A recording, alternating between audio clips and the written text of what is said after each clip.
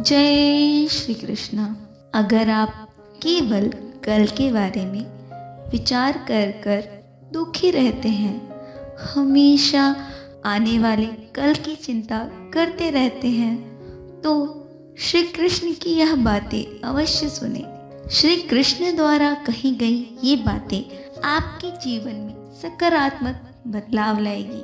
जीवन को जीना और उसके लक्ष्य को प्राप्त करना दोनों में बहुत बड़ा अंतर है। श्री कृष्ण कहते हैं कि यदि जीवन का कोई लक्ष्य नहीं तो तुम्हारा जीवन नीरस और प्रभावहीन है। अपने जीवन के लक्ष्य को प्राप्त करने के केवल दो ही मार्ग हैं, एक ज्ञान का मार्ग और दूसरा सांसारिक सुख और लोभ का मार्ग। ज्ञान का मार्ग व्यक्ति के मन और आत्मा का विकास करके उसे प्रगति के मार्ग पर अग्रसर करता है। वहीं सांसारिक सुख हो और लोभ का मार्ग व्यक्ति को सुख और संपदा तो प्रदान करता है, परंतु ज्ञान के अभाव के कारण व्यक्ति अपने मन और मन की चिंताओं का केवल और केवल दास बनकर रह जाता है और इन चिंताओं की पूर्ति के लिए वह संपूर्ण जीवन केवल भागता ही रहता है। प्रत्येक वस्तु की पूर्ति की जा सकती है, परंतु इच्छाओं की नहीं। जहाँ एक इच्छा पूरी होती है वहीं दूसरी इच्छा उत्पन्न हो जाती है और व्यक्ति के मन को फिर से दुखी और अशांत कर देती है।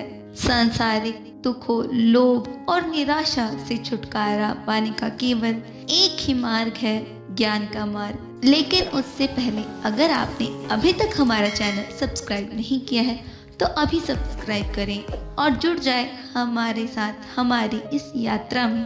भगवान श्री कृष्ण ने गीता में कुछ ऐसी बातें कही हैं जिनका अनुसरण करने और आत्मसार करने से जीवन से सभी दुख और चिंताएं खत्म हो जाती हैं। आइए आत्मसार करते हैं श्री कृष्ण के उपदेशों को।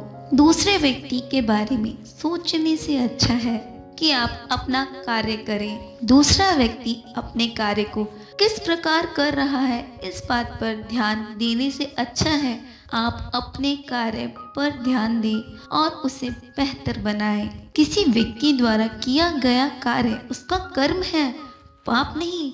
वह जिस योनि, धर्म वह वर्ग में जन्मा है वह उसी के अनुसार कार्य कर रहा है।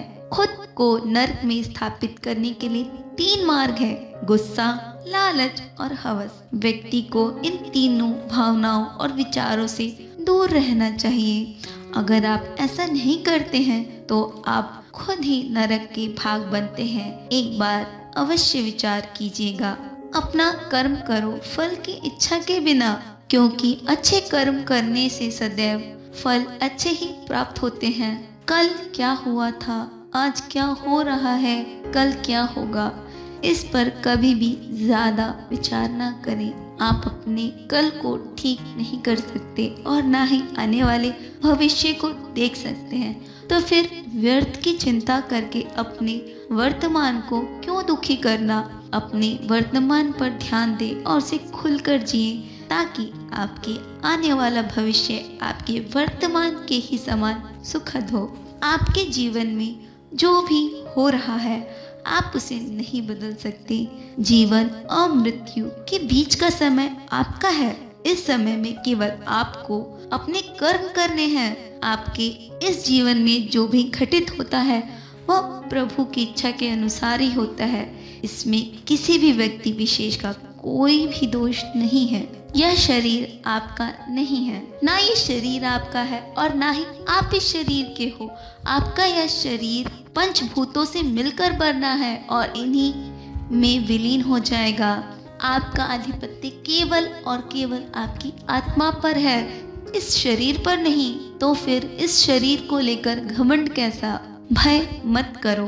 किसी कार्य को करने या अपने कर्म को करने से पहले ही उससे भागो मत। कर्म के फल को सोचकर डरो मत, बस पूरी लगन से अपना कर्म करते रहो।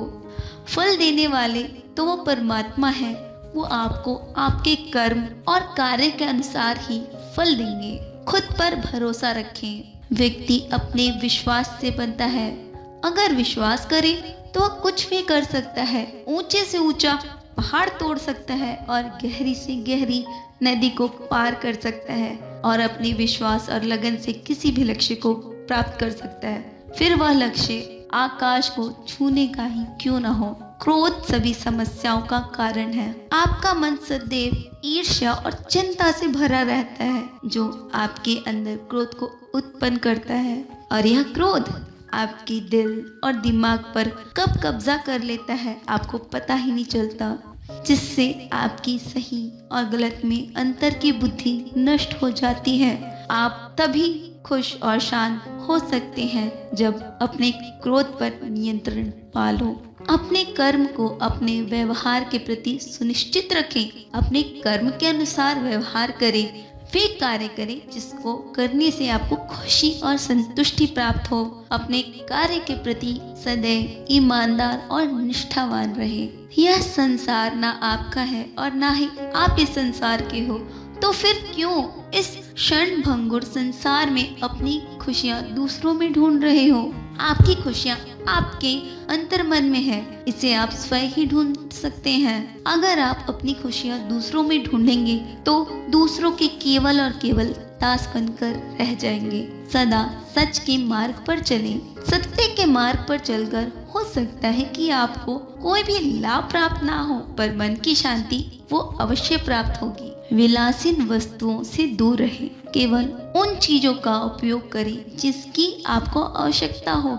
दिखावे या राजसी वैभव के लिए वस्तुओं और सेवाओं को न भोगें। स्वयं को कम से कम में संतुष्ट करने का प्रयत्न करें, क्योंकि संतुष्टि ही जीवन का प्रथम लक्ष्य है। अपनी इच्छाओं का नाश करें। अगर आप खुशी और शांति से जीना चाहते हैं तो उन सभी इच्छाओं का त्याग कर दें जिनके कारण आप सदैव चिंता में रहते हैं। जहाँ इच्छाएं नहीं होंगी वहाँ चिंता नहीं होगी, और अगर आपके मन में चिंता नहीं होगी तो आपका मन शांत और खुश रहेगा। जहाँ इच्छाएं नहीं होंगी वहाँ चिंता नहीं होगी, और अगर आपके मन में चिंता नहीं होगी तो आपका मन शांत और खुश रहेगा। अगर आप इन बातों को अपने जीवन में उतारते हैं तो निश्चित ही कुछ समय के बाद आपको अपने जीवन में एक बहुत बड़ा अंतर दिखाई देगा।